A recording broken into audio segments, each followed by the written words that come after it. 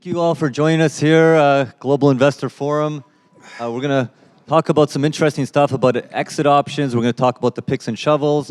I'm Alex Revich, been coming here since 2017. So amazing to see all these people here and watching Berlin grow to what it is today. And I've been doing this now for almost 10 years in the legal industry. Now I have an edibles contract manufacturer in Canada and a pharmacy called Hybrid Farm.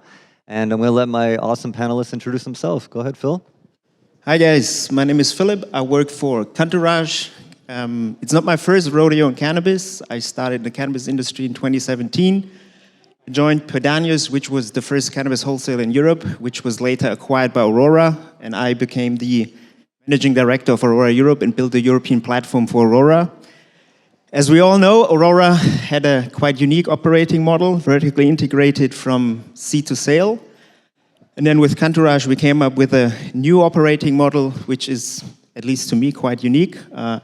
It allows us to partner with any legal grower worldwide, bring their cannabis to Germany, manufacture it here according to EU GMP, and then sell it all over Europe.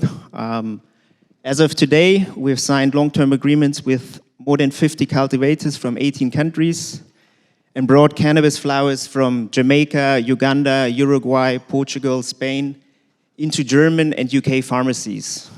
So that's quite unique. It definitely improved, at least from our perspective, the quality of flower currently available in Europe. And it also shows in our development. We went public last year in November, and so far we've been growing steadily, and we're one of the few companies, I think in Europe, but also worldwide, that's actually already profitable. So very happy to talk about Entourage today, but also any types of questions you'll throw at me. Kia ora, everyone. My name is Carmen Doran. I'm the CEO of Helios Therapeutics, which is New Zealand's largest producer of medicinal cannabis. So Helios is a medicines company. We exist to improve the quality of life of those underserved by conventional pharmaceuticals. We are vertically integrated, EU GMP end-to-end, as well as GACP. A little bit about our journey. So Helios was first founded in 2018. We entered the New Zealand market back in 2021, and last year we brought New Zealand-grown, New Zealand-made medicines to our Kiwi patients. For us now, the next step is bringing those New Zealand-grown, New Zealand-made medicines to the rest of the world, and happy to be here and talking to people about that today.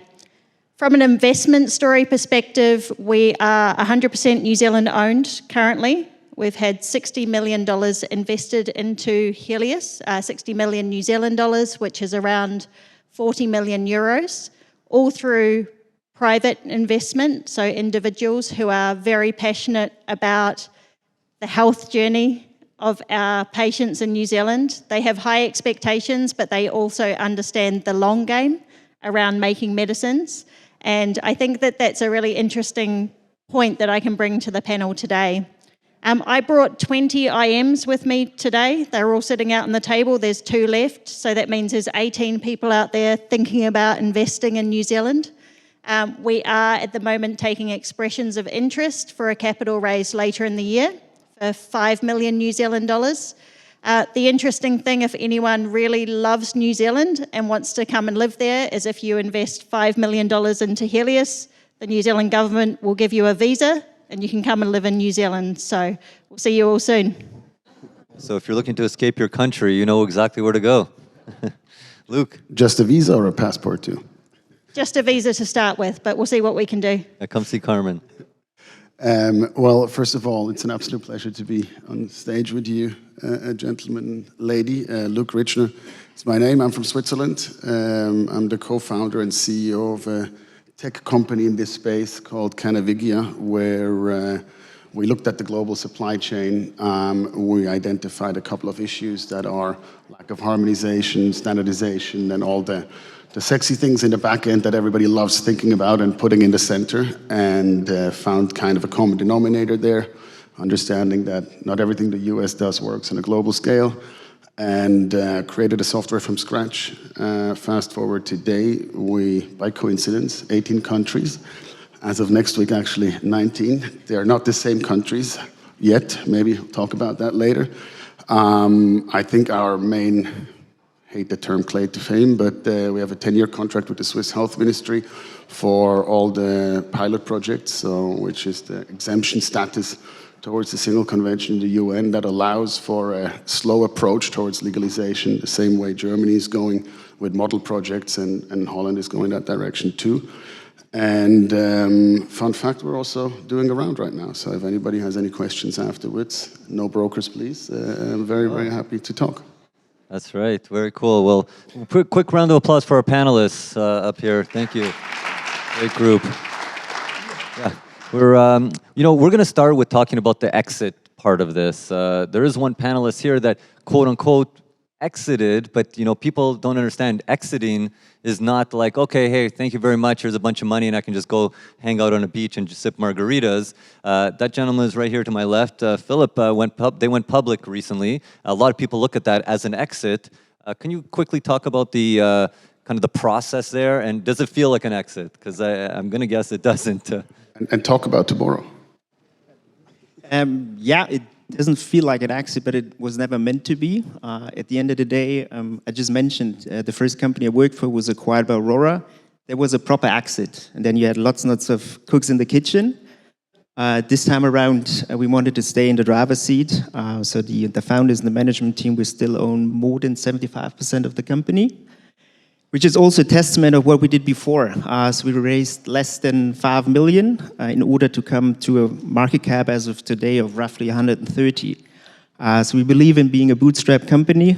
We believe in profitable growth. And we thought being at the capital market gives us ample opportunity to raise money quickly if it's needed. So if there is an exciting opportunity, and nothing against you guys, but talking to investors for 3 to 6 months, doing due diligence after the other, maybe the opportunity is gone, given it's a highly dynamic, it's a really innovative market, and if a new market opens up, I want to be in there and make some money, and we thought it's good to have that additional opportunity to also raise money via the capital markets. That's for sure, yeah. And we also wanted to give retail investors, especially in Germany, the chance to invest into a company rather early. So we also tap into that retail investor potential here. There's lots and lots of pent-up demand. We saw that so after our listing, the price went up and it stayed up there. So it's not like in the US and Canada. So there's definitely a high demand by investors in Germany, but maybe all over Europe to invest into a company quite early on. We're the ones giving them also the opportunity. Right. And that's a key thing to bring up, is that when you're investing in these types of businesses, you're investing in a business. I mean, coming from Canada, people were investing in dreams and stories and hopes, and we're raising hundreds of millions of dollars with companies that didn't even have a dollar. All three of these people up here have revenues, have market share, and now talking about getting some money. It makes perfect sense. I know, Carmen, you were saying people ask you all the time, like, what's your exit plan? Like, what's it like getting asked that all the time, and what do you tell them? Yeah, so the answer to that is we don't have a short-term exit plan. We're not here to exit right now. Our investors that came on from the beginning came on for the journey, and actually in really challenging capital markets last year, we made the decision to go out and diversify our shareholder base. So we added 18 new investors into our portfolio last year, knowing that we're going to keep on this journey for a bit longer. And that really is because we are a medicines company, and to build value and IP in a medicines company does take time. We're a medicines company that grows things from plants. That also takes time. So really, to give us time to build that value for our shareholders who have backed us all the way, that's why we look at a longer-term plan before we start talking about exits. Yeah, no, that makes perfect sense. And Luke, we were talking backstage about kind of some of these things. What are some thoughts you have on exit? Because I really liked it. Please share it with the audience. Well, in general, I think the overall landscape has changed dramatically. And while the early days of this industry was built on dreams and storylines, and I would say press releases and events where people scratched their backs and kind of built let's call the U.S. dream. Or Canadian, or whatever you want to call it. In general, capital markets have dried up. There is a different kind of appetite from investors, and our strategy went from 2 years ago, well, let's, just Europe, Africa, and Asia is where we're focused on. That's where my network's at. That is where, we're very strong. And then sell to whoever makes the race in the US. Once they go federal, blah, blah, blah, blah, blah, blah. Now we pivoted to a quick focus on break even. We've been self-funded so far. We did see a need for quick capital, as you said before. When Germany went model project, suddenly we were the only software provider in the world that actually has done this before. Our reporting goes through the Swiss Health Ministry to the UN, so we know what they want. And then overnight, we're like, okay, oh shit, this is now, we need cash. And it's been 3 months of the most beautiful times of my life. Great food, great drinks, amazing people. But I could have definitely done a lot of more value for my company in that time. So a pivot from, sell the dream to make it happen. And once you have the trajectory to making it happen, there's a lot to be done. And really if you have the luxury, pick and choose who you bring on board. Ideally somebody that can throw in cash again and again when it's needed, and fast, and stay close with whoever you get behind you. And in general, it's a constant shift with a lot of different factors that determine an exit strategy. Yeah, and it's very important. We started talking about it with exit, and we're going to get into some other stuff. But one piece of advice, I remember someone asked me, what's the number one piece of advice? And it's so hard to say number one, but really who you take money from. And I think all three of these people here are talking about how important the right exit, and if you're not in the right exit situation, make sure you're taking money from the right situation. But enough about exiting, let's talk about entering. We're going to talk about the entering the market, the picks and shovels, and we're going to open up to some questions. Now, when you're talking about entering the market, one thing that we were talking about is how do we build value in the business through brand reputation and IP? So before we're exiting, let's talk about entering. And Carmen, maybe you want to kind of start us off with that, and we can just talk about how do you build value in this business so we can one day exit? Yeah, so I think one of the key things around building value in the business is going out there and doing it. You were mentioning, Luke, about all the press releases and all of the big fanfare about things, and we've all seen that. We've all seen a lot of publicity and big fanfare around the cannabis industry. For us, I think it's really key to be going out and delivering. So getting product to market, we always chose for us to deliver for Kiwi patients first, deliver in our home market first. We're very careful on what we promise. We want to make sure that what we promise we do deliver, and sometimes those things are outside of our control. So we do have some very honest conversations with our partners, our distribution partners, with our patients, with our shareholders. And I think that, rather than trying to sell the story, building the relationship is really important in how you build value in the business. The other part really around brand and IP. In a medicines market, that does take time. The next steps for us are moving into a clinical evidence base and clinical trials. The great thing about a medicinal cannabis scheme is you can put products into market and get feedback. And that's different from other medicines where you come up with an idea, you develop a product, and 10 years later, once you've done clinical trials and invested all the money, you can put it into market. So we're actually using that opportunity to build value by learning about the markets and learning about the clinical results of our products in market, which we can then feed back into our innovation and IP pipeline. Makes sense. Touch on that, Luke? I think in general, did you? No, just real quick. In terms of entering a market, is also how do you differentiate yourself?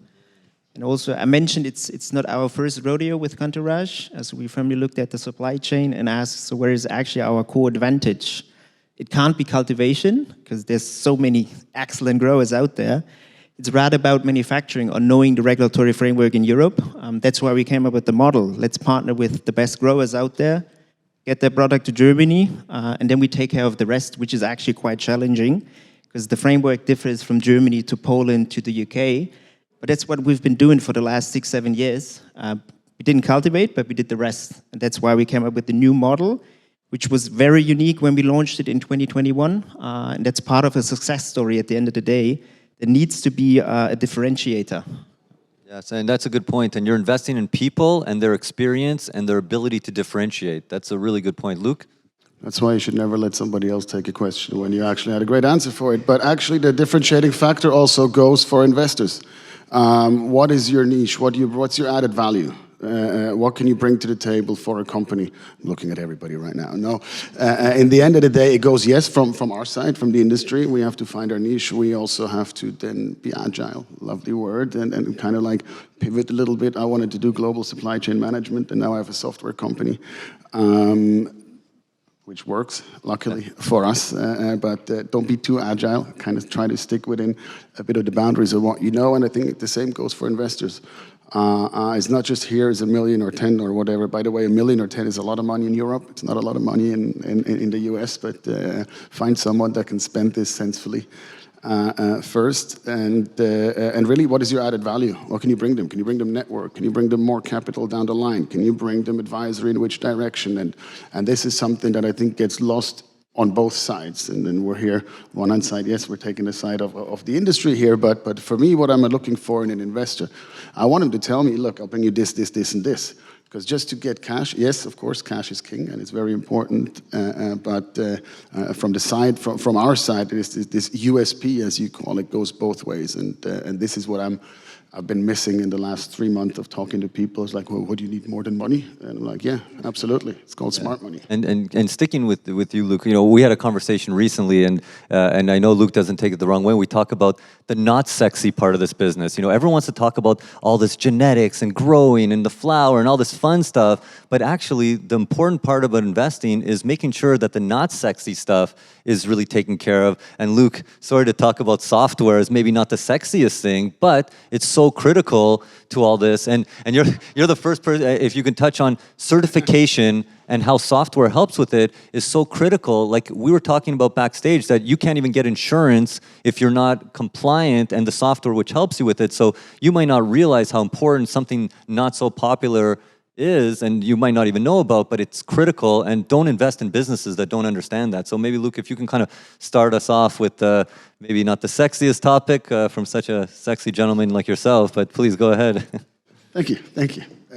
Sexy is always relative. In the end of the day, it lays in the eyes of the person. No, I'm just kidding. Look, yes, exactly, because everybody loves those, you know, everybody wants to be the superstar, but in the end of the day, it's not the superstar that makes the most money in the end of the day. Maybe in sports it is more or less, but in industries that are developing, if you, or let's go back to the non-sexy part that I found, which is compliance and transparency and standards and regulatory framework, harmonization and all those lovely subjects in the back end.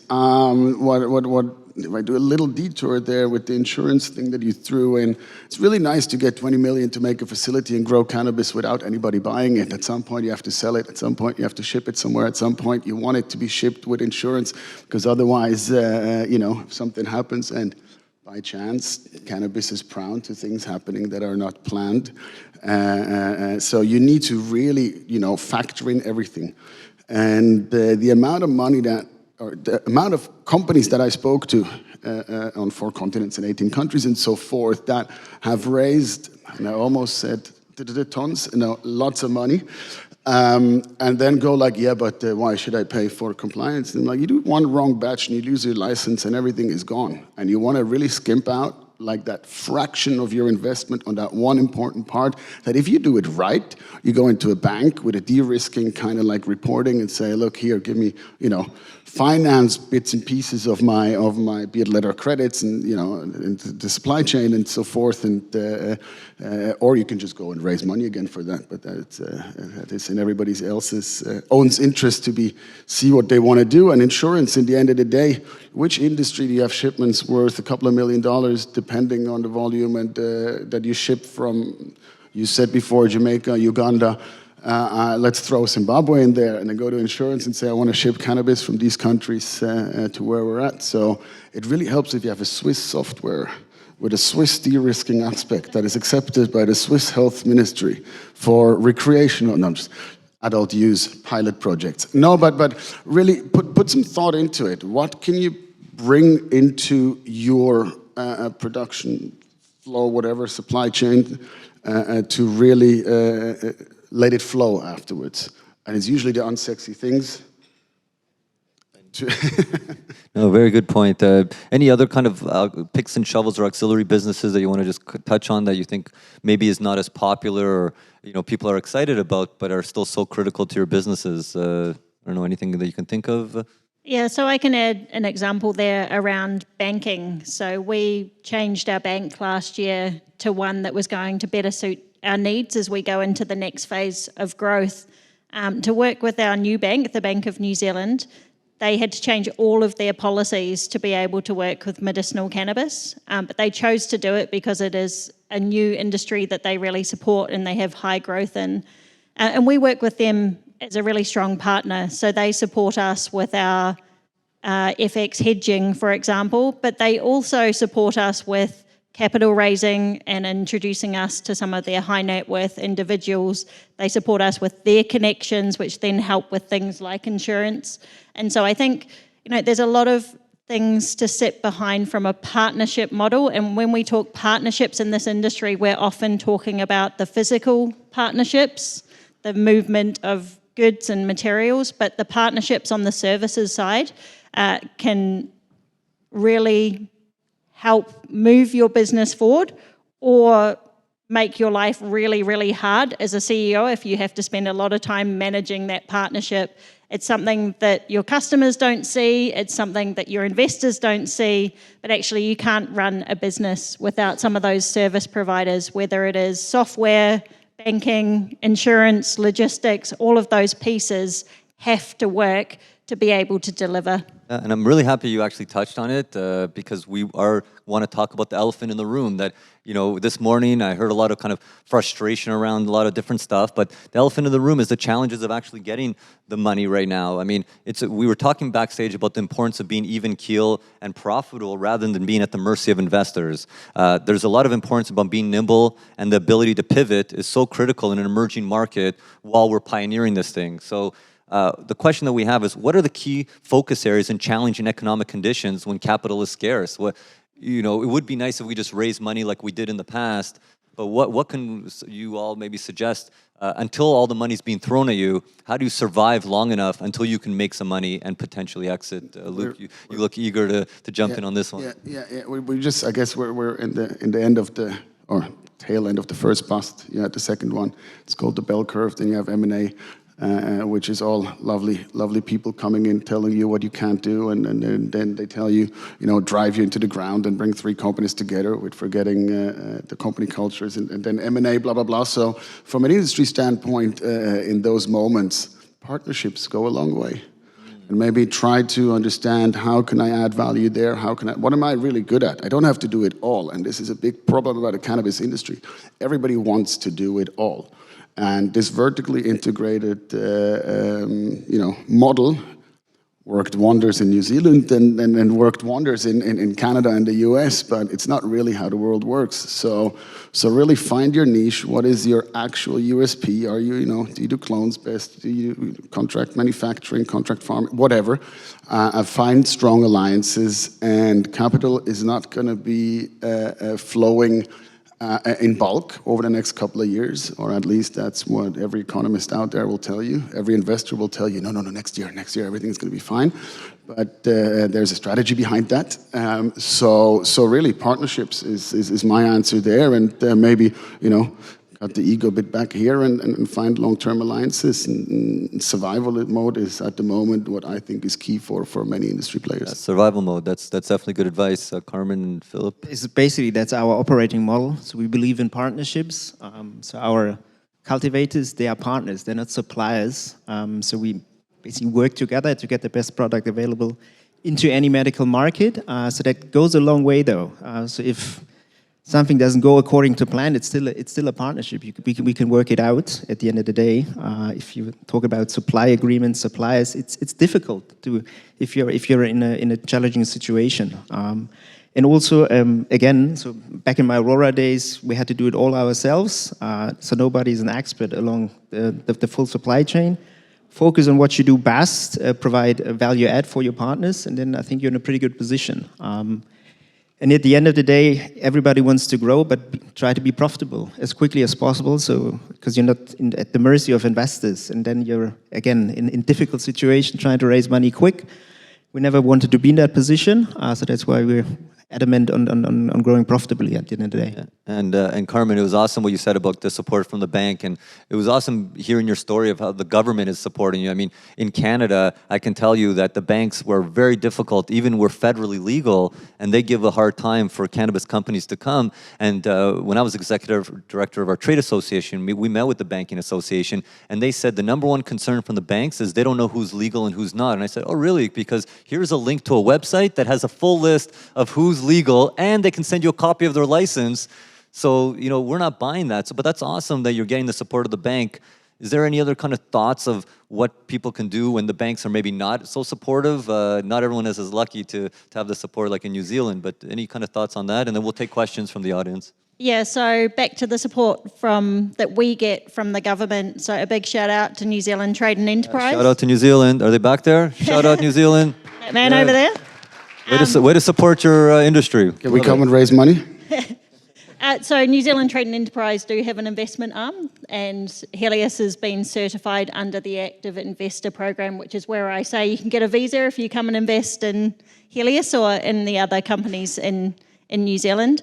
But I think our New Zealand eco-structure around supporting the industry, we get a lot of support from the government. NZTE is one of those. Callaghan Innovation also support a lot of our research and development frameworks, and Helios has just been named in the top 100 high growth companies for Callaghan Innovation. So that's supporting things for us like our breeding and genetics program.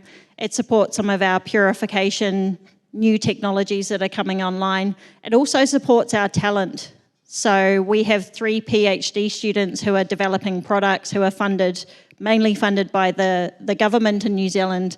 And that means that it's bringing our next wave of products, but at the same time as bringing our next wave of talent into the organisation. So I do have to give a big shout out to the ecosystem that we live in.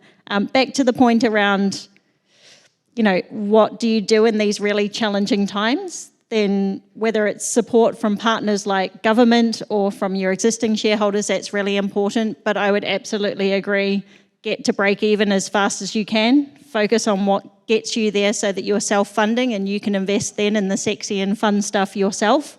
And then you also get the rewards as you get to investing in that sexy and fun stuff as well.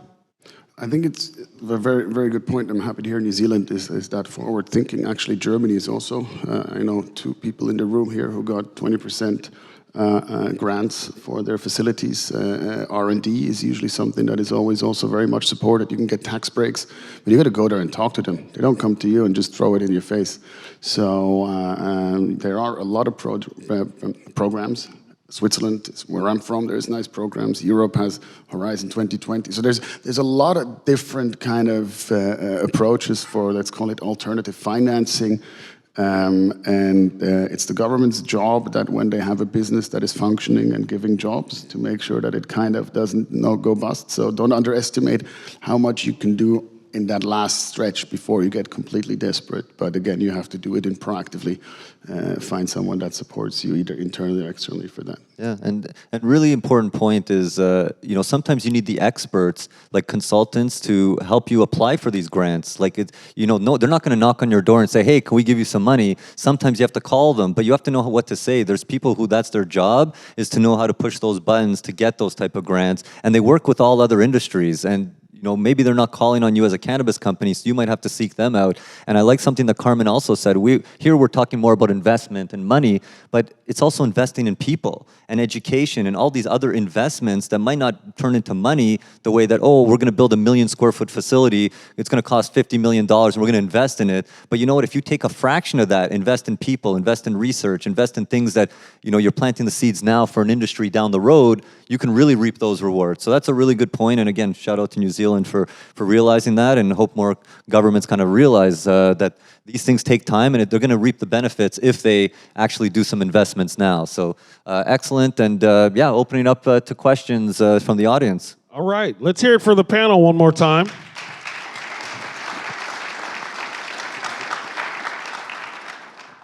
Questions? Anyone? Okay. Why do you always wait until I'm on this side of the room? Don't be shy. I do it on purpose. You Prepare one over there after, please. They want to keep you exercised.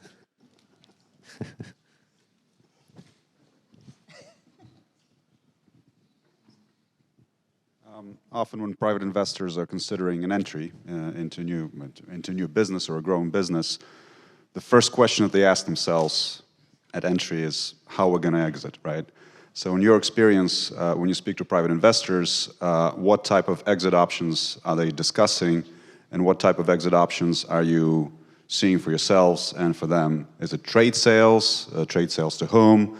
Is it IPOs? And then, how do you think in terms of, how big you need to grow to be IPO ready within sort of some foreseeable future timeline? Yeah, so it is rather than a question that we get asked by our investors, it's a question we ask our potential investors what their goals are around the investment so that we start off on that same page.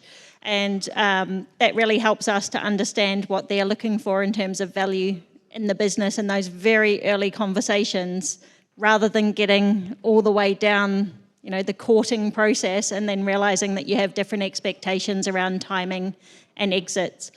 For us at Helios, we've gone through probably all of the different options. We haven't landed on which one is the right one for us, because I think it'll depend on the conditions at the time as to whether it could be a trade sale or an IPO.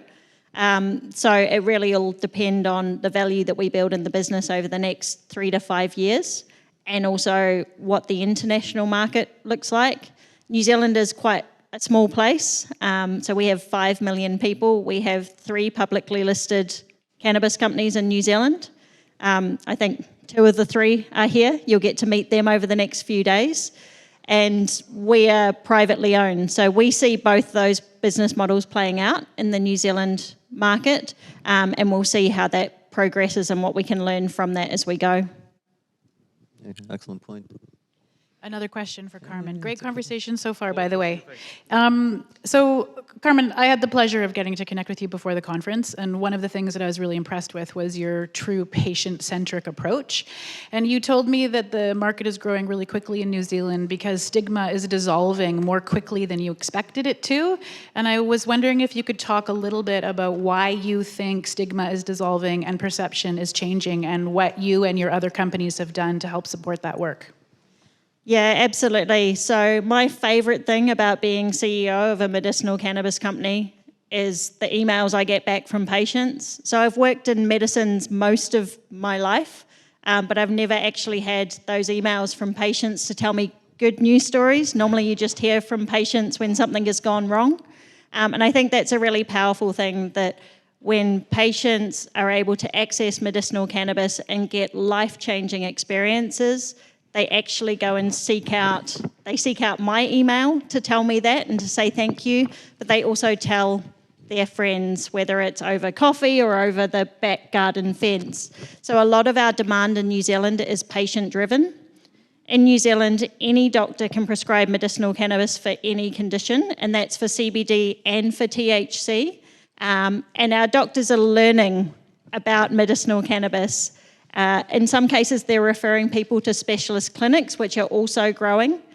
But I think that the key thing is the openness to learn. And myself, plus the other medicinal cannabis companies that are here from New Zealand, we've all just come from a GP conference. There's 2 each year, and we all have a presence there. This year, there was a 2-hour plenary session at that GP conference around education around medicinal cannabis. So those environments and being there and working with doctors, learning from doctors what other tools they want in their toolkit, what other dosage forms they want to be able to deliver for their patients is a very, very big part of our ethos and being able to deliver for our patients. Just in terms of how quickly things are growing, in 2022, there was 60,000 patients in New Zealand. That doubled from the previous year where we had 30,000. And we thought it was going to double again this year in 2023, but it's growing way faster than we thought. And so I think that that's a really exciting thing for companies that are setting up in New Zealand. If I go back 2 years, I thought the only way that Helios or other medicinal cannabis companies in New Zealand could survive was all about exports. Our New Zealand market has grown quickly, and that's really supporting us to be able to get to the point where we can export. And being able to deliver in our local market is really helping the relationships we have with our export and distribution partners, because they know that we're able to consistently deliver. So there's lots of great things around this story for our patients that we're delivering for, but also for our shareholders. Yeah, and it sounds like you almost have as many patients as Canada you're going towards. And actually, very important point, and I've mentioned this to some of the people in the room, have a domestic market first. I'm so tired of all these industries that, oh, we're going to grow, but only for you guys. We don't want it for our people. I think it's so important to have cannabis for your people and then worry about export and not make the mistake of like Denmark or others. But yeah, you have another thought? If you're lucky and you do have a domestic market, so talking about our partners in Uganda, for example, there is no local and domestic market. Still, they grow very good cannabis. And if you partner with us, you can bring it into Europe and start building your business and waiting for the domestic market to actually open up. So they're excellent growers out there, but they don't have a domestic market. Then they need to venture out and go international, but then they need to be wise about whom to partner with in order to do it cost efficient and get in the right types of market where you can actually make some money. So maybe they should lobby their government and say, hey, you know, we're doing this in Germany. Look at all these customers in Germany having an awesome experience with our cannabis. Maybe we should have some of our own people have a good experience as well. yeah, makes sense, yep. Yeah, very cool. Fantastic. Our time. That's it. Thank you, everyone.